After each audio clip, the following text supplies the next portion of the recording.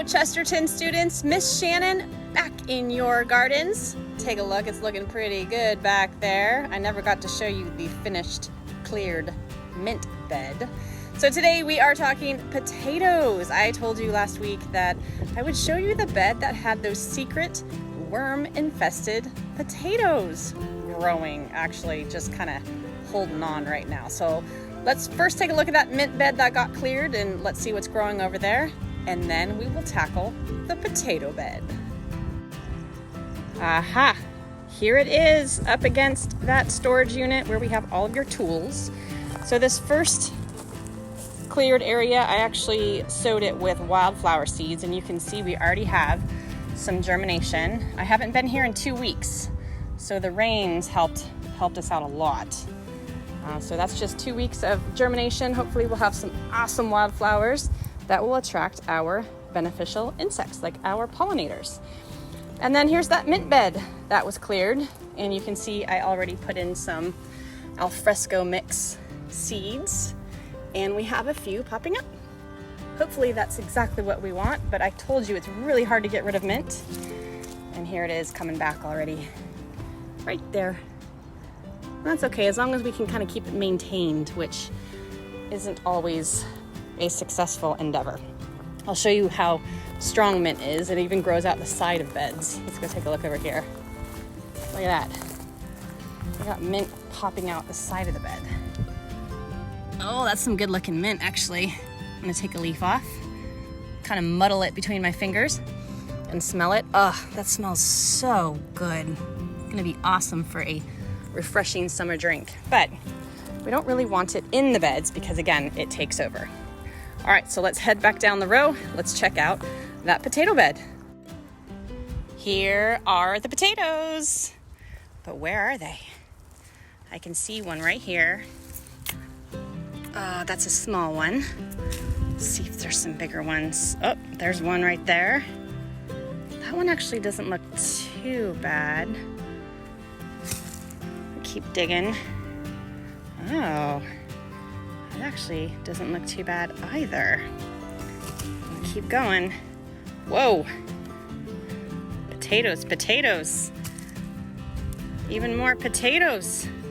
This one's all rotted, so we definitely don't want to use that. And that's the thing about potatoes. You actually are going to just plant them again. Now, I did some research on potatoes. I've never grown potatoes before.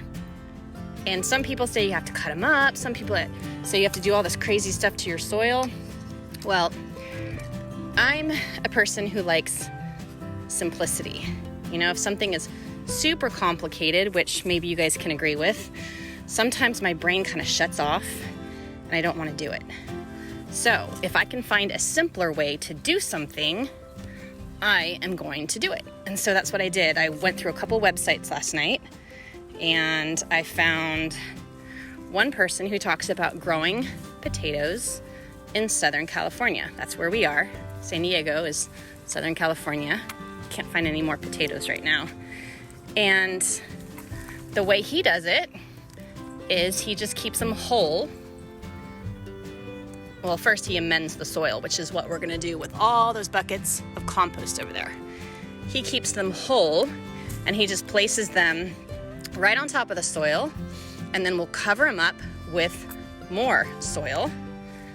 And then as that potato starts to sprout out of those eyes, right, we will essentially berm up the plant around it. So berming it up means we're gonna add more soil around the plant. And then hopefully by June, we will have an entire harvest of potatoes. I'm still finding more, you guys. So this was a successful potato bed, and it looks like not all of them were taken out. But look what we're gonna start with. I brought 4 potatoes that came out of my Farm Fresh box. Those are red potatoes. Those look like they're gonna be a good start for us, and we're gonna get these in. Turns out February is the month to start potatoes. We don't want big sticks in the bed either. All right, time to clear the bed. We gotta get all this cucamelon out too. It's still here.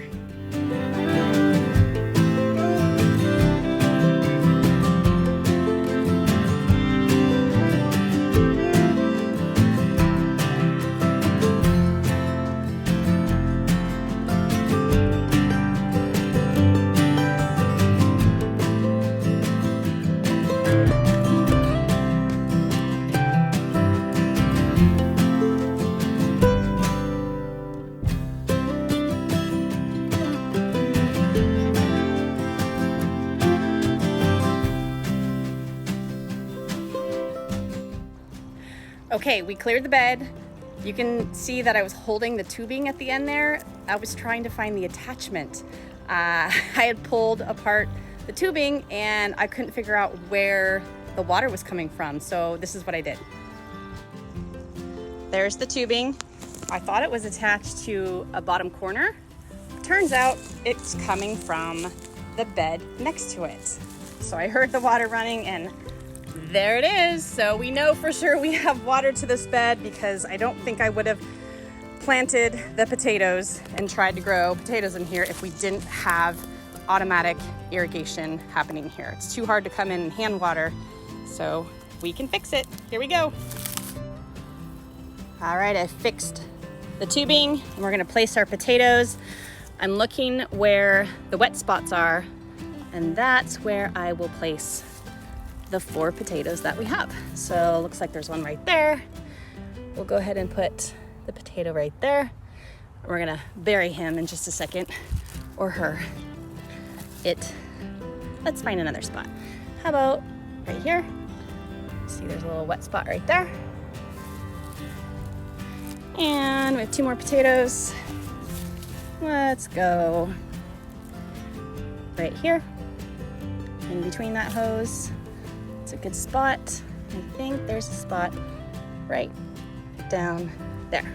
All right, so we have 4 potatoes in there. We will monitor the growth and we'll see what happens by June. And our completed potato bed. Here's the potatoes we pulled out.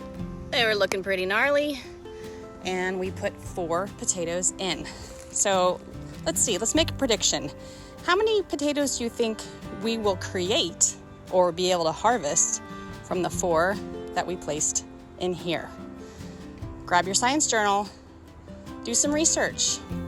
Tell me what you think about our harvest, our yield in a couple months. Let me know what website you used to find out. Okay, see you next time.